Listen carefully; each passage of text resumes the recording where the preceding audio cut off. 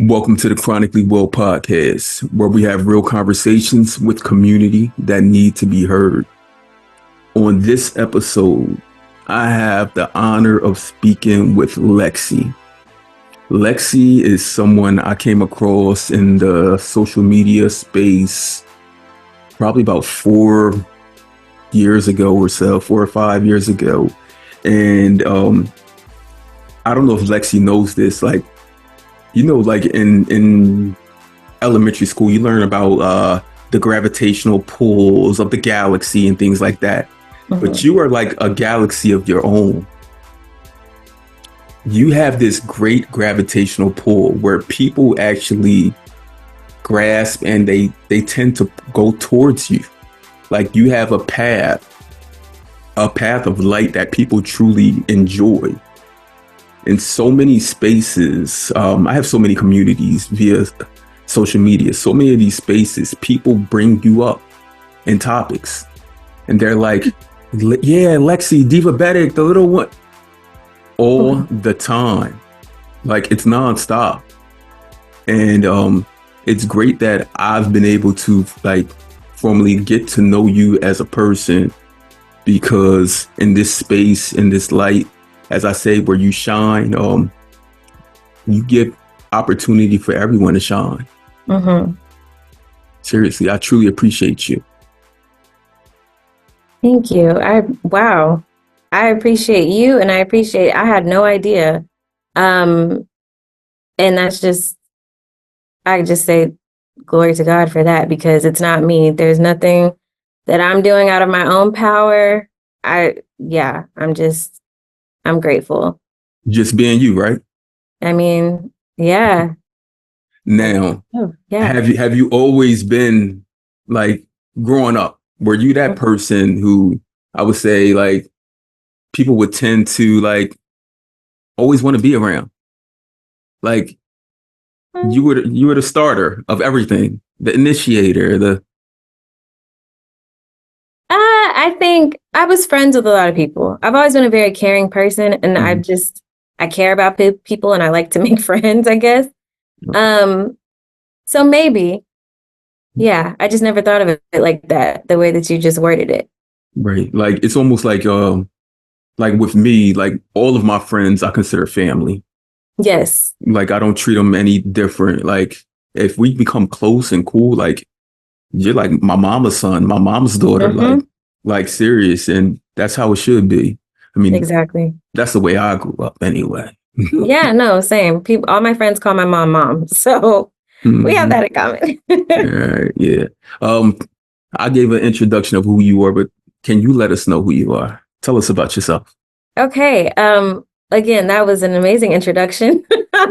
My introduction of myself is I am Lexi. I've lived with type 1 diabetes since I was 10 years old. And just through life, I have just learned a lot, observed a lot. I'm still learning a lot. And I just like to bring people in to my journey and experience life with other people, because why do it by yourself? And I think I just really want people to know that diabetes doesn't have to hold us back. And community is very important, because again, why do it by yourself? It's hard enough. At least if you have somebody to vent to or who you can relate to, you feel a lot less alone in this world. Right. Because we all know ahead of meeting other people, like living with this, we truly believe we're the only one.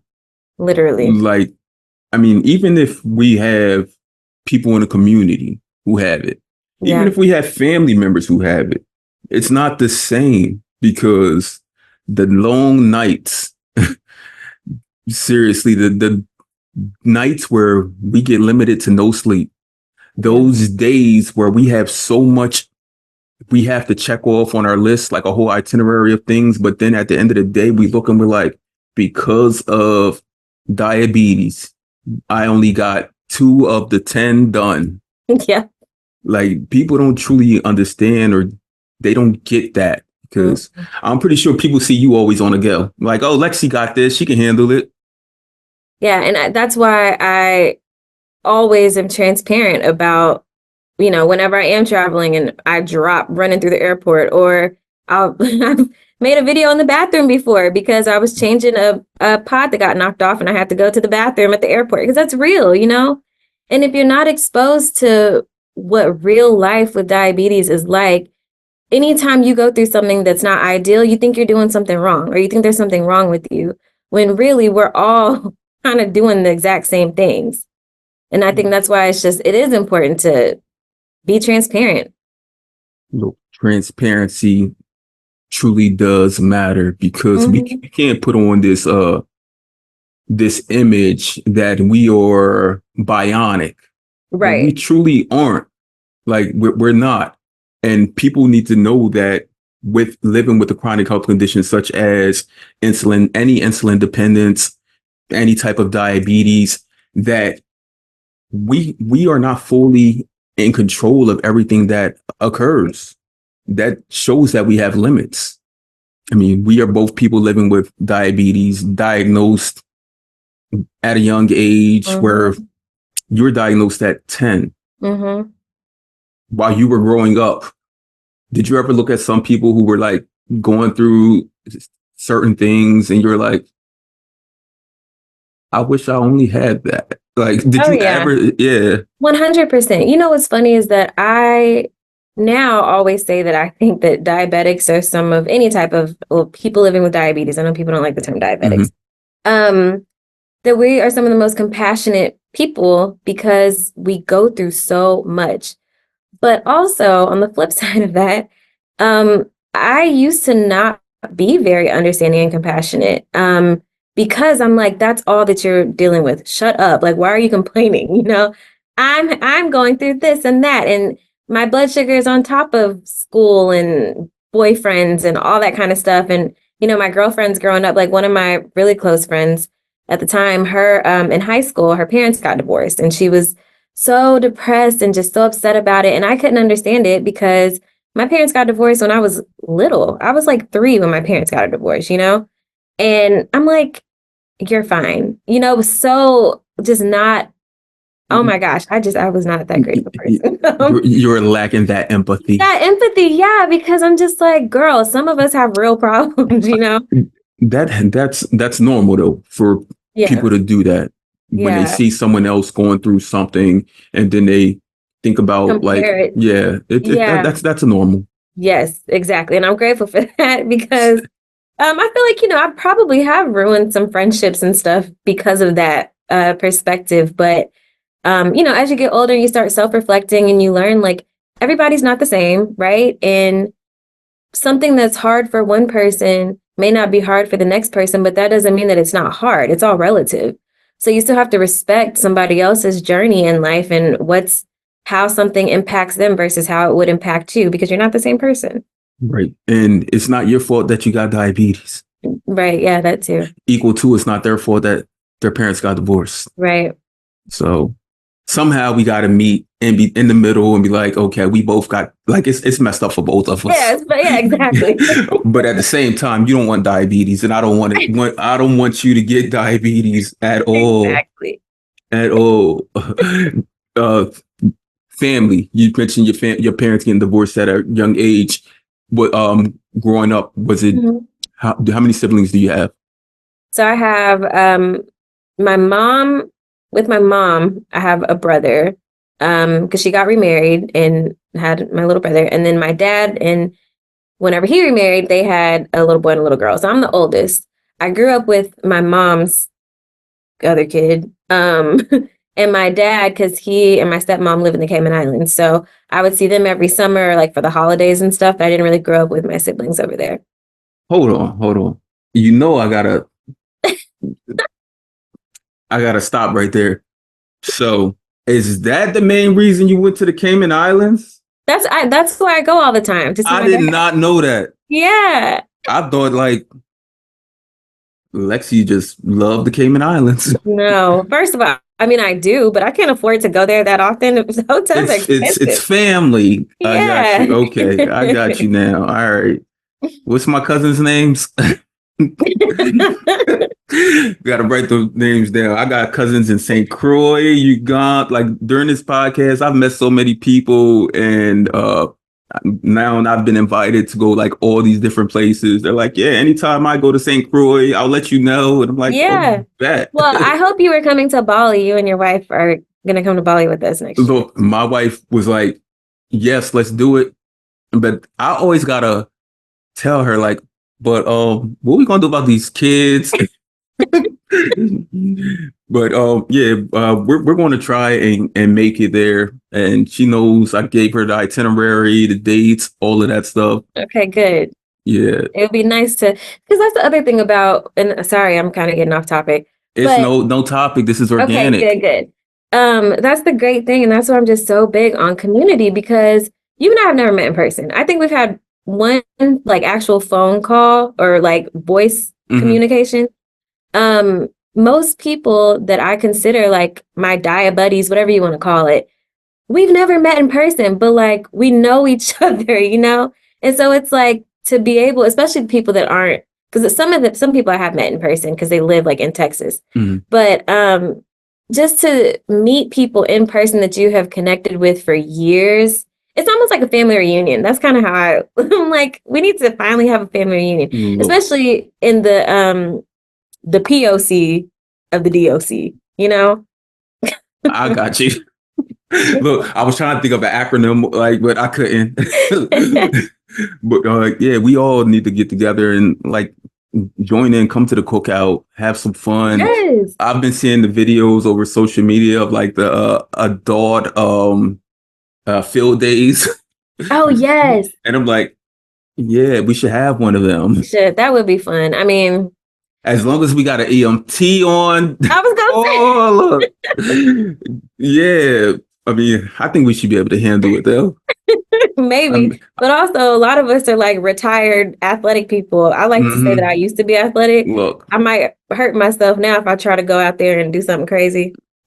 Yeah, because you used to run track. And and track is my thing. Like really? when I talk about track, I talk about track with the passion, like how Michael Jordan is with basketball, LeBron James. Like that was me in track, and it still is. What did you run? I run the 100, 200, 4x1, 4x2. Like those are my things. Like I'm a sprinter. Okay. And how tall are you? 5'11". Oh, okay. Huh. Yeah. People always thought I would be a sprinter because I'm short. But I actually did mid distance and long distance. 400, 800. Yeah, 400, 800. I did the mile sometimes because I used to do cross country too. You see how I knew that when you said mid 400, 800? Yeah, I peeped that. Track is my thing. Like seriously, like Maurice Green was my guy, Michael Johnson, like those people of the late 90s, those athletes. We need to maybe we should do like a relay, just diabetes relays. Look, I keep telling everybody, y'all don't want to see me out there on that track. Look, because I coach my daughter's track team, and it's an all-girl private school, and we went to Penn Relays, which on the East Coast is like the biggest event. We just went there in April, and like all her friends, like they talk about how fast they are, and I'm like, you want to race? And they're like, no, not happening. I'm like, we should have a daddy-daughter race. Oh, that would be cute. But their dads don't want to race. Yeah, but how long did you run track for? I ran middle school through high school. Maybe a little bit before middle school, because my dad is the one that made me do it. Because my dad is kind of like you. He has a shoebox of all his old medals. He's from the Cayman Islands, definitely. Well, he's from here. Oh. My stepmom is from the Caymans, so that's why they moved there. Yeah. But yeah, my dad is like, it's in your blood, girl. You got to get all these medals. You're going to do this and that because he did. And I'm just like, all right, Dad, that shoebox is pretty dusty. Those medals are kind of old. That just reminds me of this track season. So there's a grandma who helps out, and she brought all these old track shoes for her granddaughter. She said, so-and-so wore these. She was all-state champion 1988. We all looked at her like, and she had a whole trunk full of shoes. I said, you better put them on. It'd be like Mike. Remember that? Bow Wow put on those shoes. Yes, Yeah. I do remember that. It is Mm-mm-mm. crazy stuff. Speaking of track, I don't know how I never like had some type of diabetes incident. I did not take care of myself in high school the way that I was supposed to. I literally only checked my blood sugars if I felt low. Um, and I would take insulin for like the food I was eating, but I rarely checked my blood sugar before eating because I thought that I knew my body well enough and I could feel everything. And it's Un- literally a miracle that nothing ever happened to me. until the CGM got put on, right? Yep. That's how we moved. Like, it was years, right? Where you Hmm. probably didn't check your blood sugar, or you may, I mean, I know myself, I may have checked it like once every few days.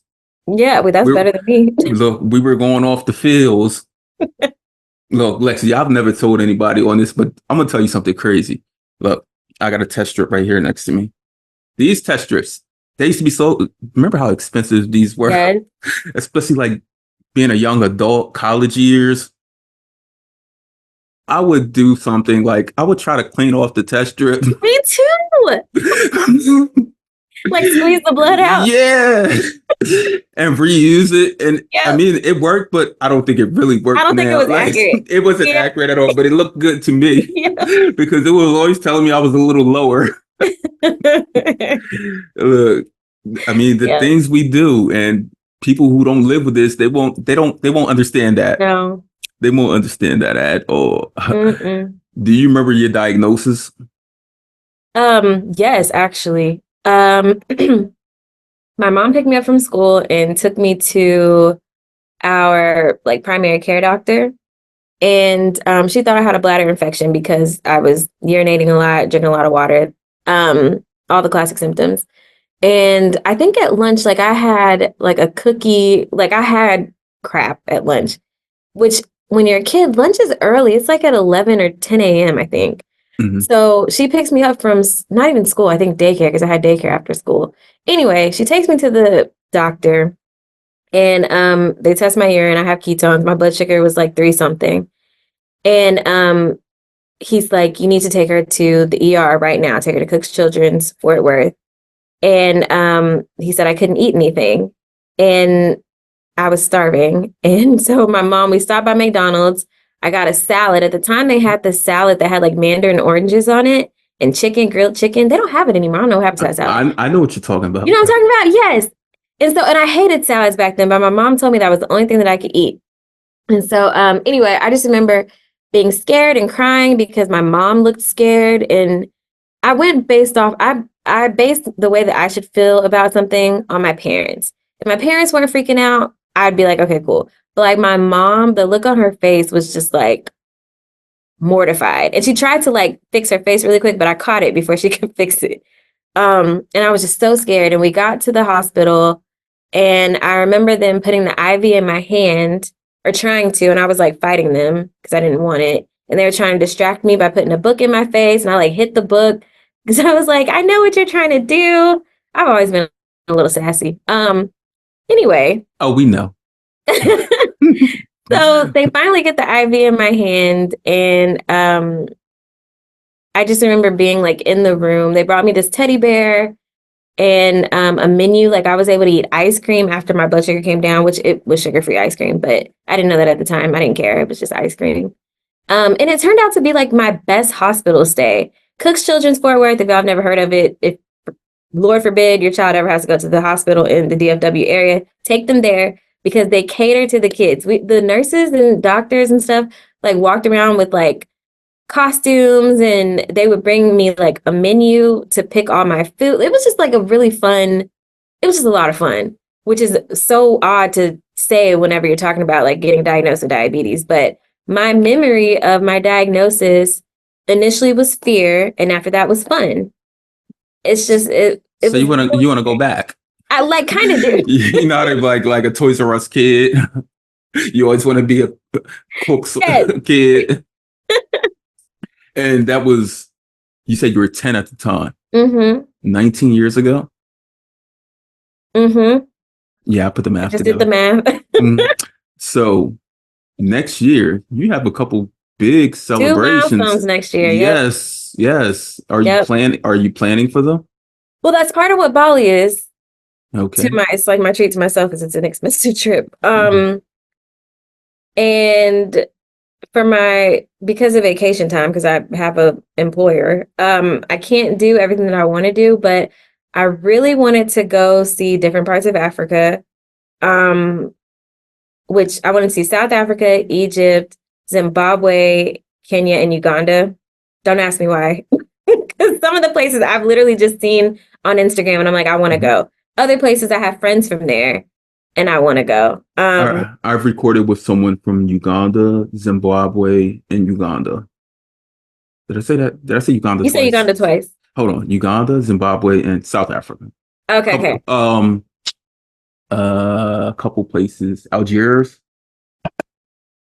Hmm? Algiers, South Africa. Mm. I recorded with someone from there a couple weeks ago. That's cool. Yep. You met, do you usually meet the people on Instagram? Yep. Okay, yeah. That's how, yeah, same. Because know I'll be like, everywhere. I know people with diabetes everywhere. I do. Like, you can name any state, and I'm like, any country, and I can like tell you, like, yep. Yep. And I've created communities for them in those places also. Like, that's awesome. These are your people. Yeah. Mm-hmm. Now, being diagnosed at 10, you said, and it's been almost 20 years, 19 years. A lot of changes, right? A lot of changes. Yes. At the time you were diagnosed, had you ever known anyone else with diabetes? Not with type. Oh, yes, actually. Oh, okay. Here's a crazy story. And I don't even know if I've ever shared this anywhere. The year before I was diagnosed, in my second grade class, so I wonder if that was the same year. I don't remember. But there was this little boy, his name was Jay, and I went to a predominantly Caucasian institution as a kid. Jay was one of the only other like Black kids in my class. And we couldn't eat in class. Like we could only eat our snacks and stuff either on the playground or in the cafeteria. But Jay used to be able to eat snacks. And so one day, because I'm a sassy person, I asked, why does Jay get to eat Cheetos and we don't? And my teacher said, because Jay has diabetes, he has to eat a snack. And I was like, I want diabetes. I literally spoke that. And then not too long after, the girl was diagnosed with Have you seen Jay since? I have not. Jay was like, gotcha. Oh man. Have you seen the Caillou episode? Which one? I remember Caillou's a little ball. What is it called? Yeah, he's like the white version of Lil Bill. What is it called? It's about a young girl in his classroom who has diabetes. And everyone, like one kid asks, why does so-and-so get to have snacks in class? And the teacher is like, because Emma has diabetes. That's it. Her name's Emma. Because Emma has diabetes. Yeah, it's like this whole, it's this story. Shut up. That is crazy. Yes. I have to look that up now. You have to. That is insane. I've watched that episode many times over. I remember I was at home probably about 2014, 2015. And I'm like watching TV and I'm flipping channels and I see it and I'm like, does that girl really have diabetes? And I go on YouTube and it's right there. That is wild. Well, first of all, I never even knew of a cartoon talking about diabetes until here recently, whenever that some new movie with the monster. Red. What is something red? Yeah. And one of the girls I think she had a CGM on her arm or something. Mm-hmm. And I was like, I wish they would have had stuff like that when I was a kid. Mm-hmm. I did not know that freaking Caillou talked about diabetes. So did you know about the Babysitters Club and diabetes growing up? I heard about it. I never watched the Babysitters Club, if I'm being honest. Right. Please don't cancel me, guys. My sister read all the books. I was a Junie B. Jones girl. Junie B. Jones and Goosebumps. Okay. Yeah. Yeah. I never ever got into like children's novels and stories. I've When you were a always kid, no? My favorite author as a kid was an author named Walter Dean Myers, and he writes a lot of books about like prominent Black people, like in wars and people who inventors, and it's he That's writes. what you read as a kid? Yes, I love them. Wow. So I feel like our intelligence levels are two completely different. No, no, no, no. Oh, that's hilarious. No, but Yeah. that's cool. I must share something with you. Yeah. So it's probably about 2 years ago. It was something I had replied to in a story of yours or whatever. And you said you were the first person to say this, Lexi. You were like, "Yeah, well, you're like our diabetes therapist." Yeah. And you know how many people have said that to me since then? But Like, you are. and I never even, I mean, because like in life, like I do therapeutic work, Mm-hmm. mostly in art therapy. Mm-hmm. I've been doing that for maybe like 10, 12 years. And I've been approached by different individuals in this space, and they've asked me to like be a therapist on different panels or whatever, different groups. I don't know if I'm in, I have another podcast with Danica and Tiana Mm. called Oh, I think I've seen that on your page. the highs and lows. Yeah. So I speak a lot of like about therapy in that. Mm-hmm. Yeah, but yeah, you were the first. Yep, that's what I do. Yeah, uh-huh. Looking through those stories and those feeds, trying to pinpoint what everyone does. And it's crazy because me and one of my closest friends in this space, Priya, Mm. but me and her, we used to spend days on end, like going through Instagram, like figuring everyone's lives out. Like it was like she's like really like my best friend in this space. Yeah. And we used to do that nonstop. She was like, "Did you hear about so and so and so and so?" Yeah, it was fun. It sounds Um, like y'all like how when people watch The Real Housewives or something. That's what it sounds like. I guess because I don't watch reality TV at all. Yeah, well, I wouldn't think that you would, knowing that you were reading about creators and stuff as a kid. No, I just like I love information. I do. I do too now that I'm older. Now that you're older. Yeah, I mean, don't get me wrong, I still do watch trash TV. I still watch 90 Day Fiance. I still watch Real Housewives of Potomac in New York. Or not New York, Potomac and oh my gosh, Atlanta. But anyway, Did it have one Dallas Fort Worth? they did have one in Dallas, but it was trash. Oh man. Yeah. See, I would think it would be big because I mean the whole Dallas Fort Worth area. They didn't have the right, I don't think they had all the right people. They need to move it to like Austin, Yeah, maybe. put in the city. Yes. Austin has an interesting group of people. So it probably would have been more interesting. Mhm. Dallas All is right. full of I'm not gonna say that. Dallas is just full of people who aren't the most interesting people to watch on TV, I think. It's full of diabetes. Oh, growing up with diabetes, were there a lot of things that were misunderstood about you having diabetes, having to give insulin? Mm, I think people always thought I was fragile, especially whenever I started wearing devices. It's like, oh, I touched it, and I'm like, it's okay, and like I hit it. Mm-hmm. People thought I was fragile, or one thing that I will say that I learned about myself in my previous marriage was how much my blood sugars actually do affect or there's a correlation with my mood and my blood sugars. That's called altered mind, the altered mind of blood sugars. Okay. Yes, I didn't even know that it had a name. I would get offended anytime my ex-husband would be like, "What's your blood sugar? Because you're tripping." And I'd be like, I made a reel about this because it was actually a real thing that I lived through. I'm like, no, it's not my blood. I'm actually mad right now. Like, you just pissed me off.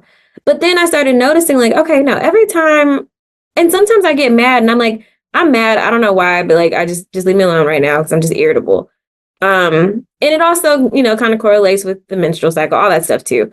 But I really started noticing. I'm like, oh my gosh, this is like, it's a real thing, because it makes sense. It's all hormones, and I was more insulin resistant at the time too. So anyway, I think a lot of times looking back, I probably was misunderstood or overreacting to things because of that and not being aware. Now I can kind of feel, if I feel like I'm getting irritable and I can't explain it and I look at my blood sugar and I'm like, okay, I just need to take a second. I need to just, and at the same time, while, I mean, you didn't know, he didn't know, no one knew. mm-hmm. So it wasn't at fault of either of yours. Right. There's so many different imbalances that do occur because we're living with this chronic health condition, and we can't manage how other people see us, view us at times, because we truly can't. Like, it's not like I can change now. Right. Like if we're running low, and some people may think like, okay, Lexi, when she runs low, give her a gummy bear or something, and that'll help. Yeah. They don't realize it's going to take a while for that gummy to kick in. Mm-hmm. So you and more than one gummy bear. You might as well just give me the whole pack. Right. Yeah, like Harbo, if you want to be a sponsor. Like, seriously. I always ask these candy like manufacturers like if they want to be sponsors, because who else? Yeah, exactly. Welch's fruit snacks, they definitely should be, because I buy those things up. And I'm going to go with Mott's while you're going with Welch's. See, I used to get Mott's, but they get stuck in my teeth. I hate the texture. They get stuck. Yeah, I don't know why. It's just the real fruit. But I think Welch's are real fruit also, right? I mean, they claim to be, but you never really know. So many. Look, that's how everything is. Mm-hmm. When you were 10 years old and you were diagnosed, when you went back to school, did you feel awkward or strange at all? Or did you, like, people may have had their eyes on you? Like, I don't know. What's weird is like, I feel like I just have a big gap in my brain, different parts of my life. I really don't remember. I remember getting diagnosed. I don't remember what happened immediately after that. I do know that I had to I took my insulin and all my snacks and all that stuff in the nurse's office. So it was never around. My friends never saw anything. And most people never knew that I was diabetic besides like my teachers and the school nurse. As I got older in high school, because I didn't have to go to the nurse's office, they give you the option. I would just do it right there, because I've never really been ashamed of diabetes. I've just always been cautious of like I didn't want somebody who has a phobia of needles or blood or something to freak out. But I've never necessarily been ashamed. So people were more exposed back then. But I don't really I think it was just more of that fragile thing. They just thought that I just had to be super duper careful all the time. Or the whole, the common thing of like, oh, can you eat that? That was very common in high school. I often wonder, like, if people, because how you just said, can you eat that? If people see us, how we're eating, like, whatever we want to eat, do they think that with other people who are diagnosed? Like, why are you acting like you can't eat that? Exactly. You can eat anything. You can eat anything. Yeah. Or it's like on the flip side of that, I've had people that are just ignorant and don't want to learn, family members who'll be like, well, that's why diabetes is so bad. And it's like, actually, no, it's not. And that's why your attitude is so nasty. And that's why I don't come over your house or to your function and say your salad stink. Not just salad stink. Look, I freestyled that one. I wanted to tap into some things. So I always only look at the notes like right before I'm recording. And something you had, and you're probably like, Will knows nothing about that. Your note, and this probably was from over a month ago, PCOS. Oh, yeah. Polycystic ovarian syndrome. familiar. Yes. How long have you lived with that? So I was diagnosed with I was officially diagnosed with PCOS in 2020. I think I had been living with it for at least 2 years prior to that. It wasn't ever properly diagnosed. What that pretty much entails is, well, what PCOS, polycystic ovarian syndrome, means or is you pretty much just have a hormonal imbalance. I have a higher level of testosterone in my body than the average woman. And so because of that, I tend to have, whenever it's not regulated, very irregular menstrual cycles, very oily skin. I get hormonal acne really bad, hair growth really fast, and not just on my head. Like, I'm literally having to shave my legs every 5 seconds, it feels like. And it can make it hard to conceive because obviously your periods are not regular. So you don't really know when you're ovulating. And whenever I was in college, I had very irregular cycles. But doctors, OB-GYNs, I feel like they just so often want to put a Band-Aid and not really solve the problem. I've never been on birth control, and I never want to get on birth control. Actually, that's a lie. I did try it a couple years ago to try to help my PCOS, and I hated it. And I was like, this is why I never did it. But that was the thing. Like, they would never actually try to diagnose me. It's just, oh, you have irregular periods? Well, let's give you birth control. I'm like, why are you trying to give me more medicine to take? I already take enough medication, you know? So yeah, I've lived with PCOS, officially diagnosed with it for about 4 years now. And I do not take any medication for it. I've noticed that whenever my body, which this is the part that makes sense, when my body is more insulin resistant, that's when all of the problems tend to be worse. My skin is more oily, my cycles are more irregular. That usually happens whenever I'm eating a lot of processed foods or a lot of fried foods or things that require a lot more insulin. And I'm not being as active versus whenever I am eating a lot cleaner and I am being regularly active. So yeah, it's been interesting. So I know quite a bit about PCOS. I don't know, because I love research. I absolutely love research. But before I even get into that, when you just mentioned when you're having your PCOS and not being medicated for it, and saying like you could tell when you're more insulin resistant and the oily, it goes back to early on in our conversation when you mentioned, well, we both mentioned about like our young adult years with diabetes, how we just went off of the fields. Right. And I often hear people talking about that, like when they're diagnosed with something new, like myself, like hypothyroidism. I go off of the fields. Yeah. Like I should be taking the medication daily, but I don't. There's so many other things that are thrown in my way. Like, seriously, can we handle this diabetes first? Somebody? Yeah. Yes. Like, I really need somebody to handle this diabetes. I mean, I got it for the most part, but none of us have it 100%. Right. Because if we did, we wouldn't be eating the fruit snacks. Exactly. Right. So like, with your PCOS, and you're still fairly new, diagnosed within the last 4 years.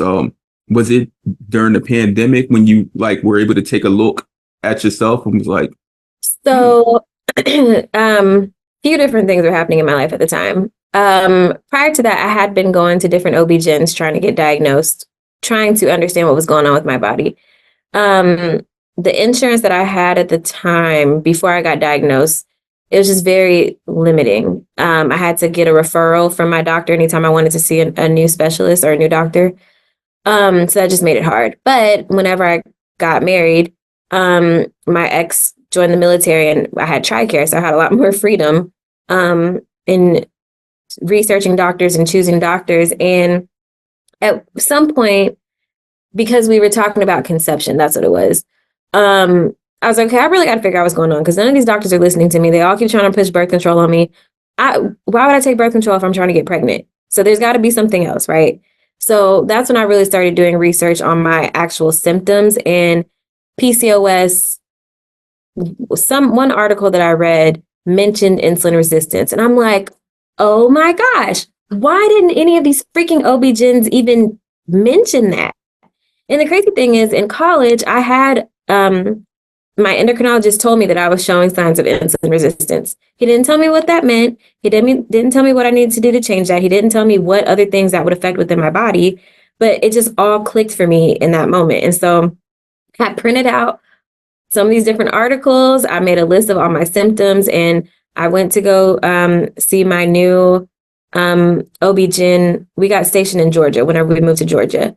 And I told her, I think I have PCOS and I would like to be tested for it. I thought it was like a blood test, which is not. But you basically diagnosed yourself I diagnosed myself, and told them they just need to put it in your charts. Yes, basically, yes.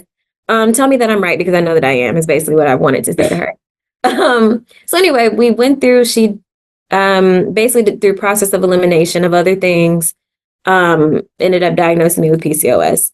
And her first thing was, of course, birth control. And then whenever I told her I wanted to get pregnant, she had this whole, like, she wanted to put me on metformin to help with insulin resistance.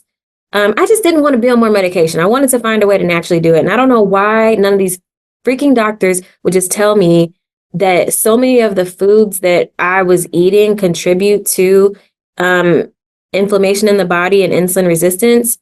But once I figured that out, it was actually the book Mastering Diabetes. Dr. Robbie sent it to me. And I went by that book for like probably about 2 weeks. And I noticed I was going low all the time. So I had to lower my basal rate. I basically decreased the amount of insulin I was taking by like 60% within like a month, maybe even less than that. But I feel like it was about a month whenever because you were taking all of that insulin because of the resistance. Yes. Yeah. And so it's like, no, the solution isn't putting a Band-Aid on it with birth control so that I'm taking birth control and still taking a bunch of insulin. The solution is let's identify the root cause and fix that so then everything else can just flow naturally. But right. Yeah. Because I mean, what is it? Statistics say 1 in 4 women with type 1 diabetes are diagnosed also with PCOS. Mm-hmm. Yeah, and when you mention things such as like, if only they told you to change your diet, Yep. it will help with insulin resistance. I ask myself, because of how much money we pour into pharmacies because of our scripts and everything. Yep. Why is it that someone like us who live with type 1 diabetes, why can't we get a prescription for our diets? That is a good point. That's a great question. Like, I've never thought of that until just having that conversation with you. And I'm listening. I'm like, if we need certain foods, not only to better manage, but to just live better quality of life, like you said, why can't we get a prescription for that? Like some whole foods, right? Some greens, like a stipend or something through our insurance. But you know what's the ironic thing, and this is what I always tell people whenever they ask me about how I should eat. The way that a type 1 diabetic should eat is the way that anybody should eat. Right. The problem is in America, gluttony is a big thing. Access to crap is easier than it is to access and more affordable than it is to good things, healthy things. And we're not really like that instant gratification and the busyness and just everything in America is just so quick. And it's like you don't have time to really just care for and nurture and understand your body. Right. Like, and so it's like if they were, I guess to answer your question, just thinking like if they were to, number one, they would lose a ton of money if they were to allow people to eat healthier with both type 1 and type 2 diabetes. But also, it wouldn't even just be diabetes. A lot of the foods that we eat as Americans, like in our natural American diet, contribute to a bunch of things like high blood pressure and thyroid issues and what's the thing, cholesterol. Like all those different things they probably wouldn't completely go away, but it would be a lot less of it, which I try not to speak like a conspiracy theorist, but we all know that money talks. Like the pharmaceutical industry is a huge thing. And when you talk about like monies and pharmacy, even food, I think of like I told you when I was younger, like the type of books I read and everything. Mm-hmm. Like my youngest son is the same way. He's similar. Like he's a research giant. Like he's 10, but he's like 35. Like seriously, like he's my go-to guy for anything. Even his siblings who are 13 and 15, anything, world history, science, the human body, earth cycles, anything. It's him. Plants, botany, all of those things. So I ask, why aren't we gifted early on in life the education about health? Yeah. It seems as though, like, I mean, considering like most schools don't even do health class now because of everything else, politics and whatnot. Yep. But and I mean, I think I had my first health class. I was in 6th grade, like middle school. Mm-hmm. Why aren't we having health or just health education? It doesn't have to be a health class, just health education. Just like we have physical education, just physical and mental health education early on, like as we enter school. Yeah. Because that would change a lot of things. That would give kids the option of actually changing the trajectory of things for their family and the future of like everyone as a whole. Yeah. Well, you said something, you mentioned like health class, and it made me in politics. And again, I try not to be a conspiracy theorist. However, this isn't even a conspiracy. One thing that I support everybody having access to the healthcare that they need. What I don't understand is why certain cosmetic or unnecessary medical treatments are like covered by insurance, yet and like free for a lot of people. And insulin is not. You know, like if we're people that are doing the hormonal treatments and stuff like that, which is great for them. But why do they get that for free? And we actually need insulin to live, and we don't get that for free. Which is a hormone that our body doesn't. Hormone. Yeah, a hormone that our body doesn't produce. Exactly. That's needed to live. Exactly. So our taxes are paying for. If we're going to pay for hormonal treatments, insulin is a hormonal treatment. So that needs to be included. Just my thought. Right. And I mean, we know that here in the US, we have access to many different types of insulin. Right. We have access to it, but it's not accessible. Accessible for everyone. Exactly. Yes. Yes. And I mean, many other first world countries, you can go there and get insulin. Yep. Affordable. Without a prescription. Without a prescription because it's a need. Exactly. It's like buying water because it's just as important as water. Look, I'm going to take it as simple as like, I got a cut. I need a Band-Aid. Right. Give me my Band-Aids. Like seriously, like, hopefully over time, in due time. Yeah. It's not even an agenda that needs to be pushed. It's just hopefully over time, people will be able to see us more. Right. Understand us more and value us more because we are equal citizens to everyone else. We are no less than. But for us to be equal or equitable, at all, first thing we need is just insulin. Right. I think that's where education is just so important, because there's still just so many stigmas and misinformation. You wouldn't believe how many, sometimes, like, whenever some of my posts are like boosted, to the world, it just blows my mind how many people really do not understand, even just a little bit. Like me changing a pod, so many, first of all, rude comments, but also very bold comments, and like, people just don't understand, and they just think that we're talking about insulin for attention, or, well, maybe if you would take care of yourself better, you wouldn't have to do that, or if you would eat differently, like all the normal things that we talk about, that we hear, that's annoying. But it never really occurred to me, especially whenever I first started talking about diabetes, because it was within the diabetes community. It wasn't reaching non-diabetics. So we all understand.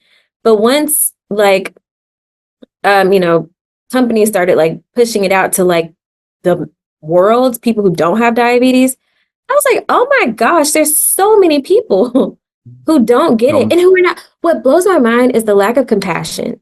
And that, kind of circling back, maybe because I used to be like that, so maybe it's like karma, but it's just lack of compassion and understanding. If I see somebody who has a situation, like a medical thing, I'm not gonna like talk down on it, or I don't know, belittle it, or make it seem like it's less. I don't know.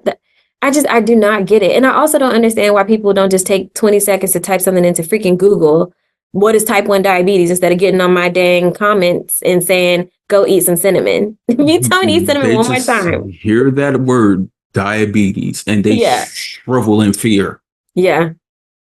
They shrivel in fear because of the unknown. I've been a media literacy educator since 2016. So for the last 8 years. And me being a media literacy educator, I know that it's solely because it's not out there enough in the media. Right. Like the presence is not there. Like even though today we do see more things regarding diabetes in the media. Yeah. It's still not saying exactly what it is. It's like get screened. Okay. Yep. CGMs help you not prick your fingers anymore, or not as often. But now CGMs are advertised for non-diabetics anyway. So it's like, that's even confusing. Right. How are we going to find our people out in public now? Right. like you got that. No, no, get that diabetes away from me. Like, like if only it was more publicly stated and shown what diabetes truly is. Right. Like we know what cancer is. Yep. We know what chronic kidney disease is. Yeah. We know what so many other things are, whether they're physical health or mental health. Why is the world ignorant to diabetes? Yeah. Not ignorant. I almost feel like at least in America, society is desensitized, because most of what you hear is type 2 diabetes and obesity. All type 2 diabetics are not obese. So there's that. And obviously there's multiple types of diabetes, and it's not just type 1 and type 2, but it's just that's the main thing that's put out there, that for the general public, I could kind of understand them being like, well, go lose weight and you'll be fine. Go walk and you'll be fine. And they don't take the time because it doesn't affect them. So why would they care to understand, Because when we look back, 1922, 102 years ago, when insulin was first used to help children who were bedridden, comatose, and it woke them up and helped them live productive lives. When we think about that and we think about today, we have to I know we're down on time, but when we think about that, how back then when people found out there was this miracle drug that would help people, like everyone was like so up in arms about it, and like, wow, like, oh, like, it won a Nobel Prize. Yeah. And today it's like the complete opposite. When they hear, like, back then they were like diabetes, death sentence. Right. Today, diabetes, ate too many Twinkies. Yeah. Which we can still just blame our society. It's greed. It's all greed, you know, all the crap that's put into food that affects the body in general. But you really got to read that Mastering Diabetes book. You would like it, especially because you like to research and learn stuff. There's a lot of science behind even type 1, just the autoimmune response in the body, which I'm sure you already probably know a lot about. But even just a lot of other things in the body. But a lot of it usually stems from preservatives and additives and all these different things being put into our food, right? So the greed is the main contributor with that aspect, and contributing to type 2 in a lot of cases, obesity in a lot of cases, all these other issues. But then greed also trickled down to the pharmaceutical industry. Insulin and other drugs initially were created out of humanity and compassion and trying to save lives. Now it's about how much bang can I get for my buck? I didn't realize that some clinical trials are like stopped, even if it's even if everything is working fine and it's this miracle and everybody's having a good outcome. If the funding stops, the clinical trial stop, and that drug will never make it to market unless somebody decides to fund it again. Like, it's all about money.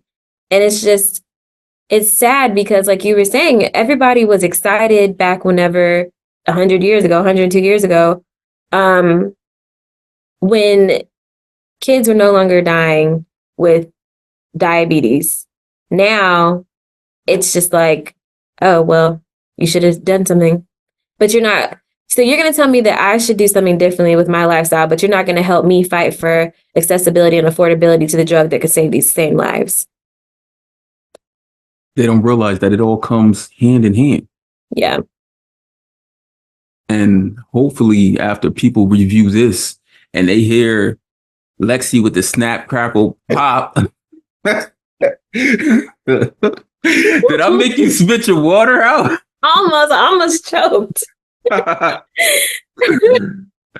they will truly understand and get it a bit more.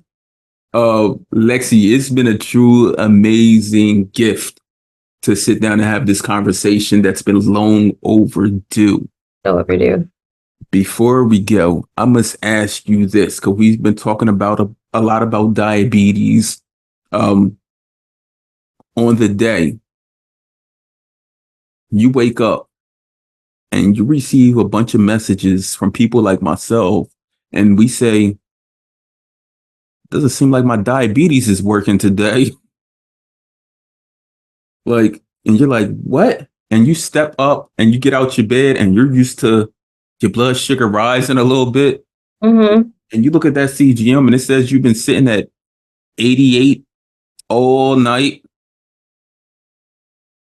You get up, move around, and you're still at 80s. And you find out that diabetes has been cured, like fully cured, Lexi. Not like through some stem cells or whatnot. Like, we fully got rid of diabetes for everyone.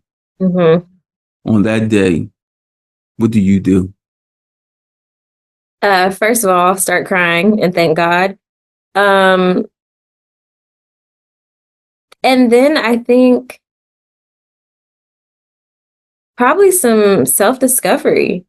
You know, diabetes is such a big part of our lives that it's such a part of my routine to look at my CGM and take my insulin and count carbs, and to not have to do that. I don't even know what life would be like to not have to. I don't remember what life was like before.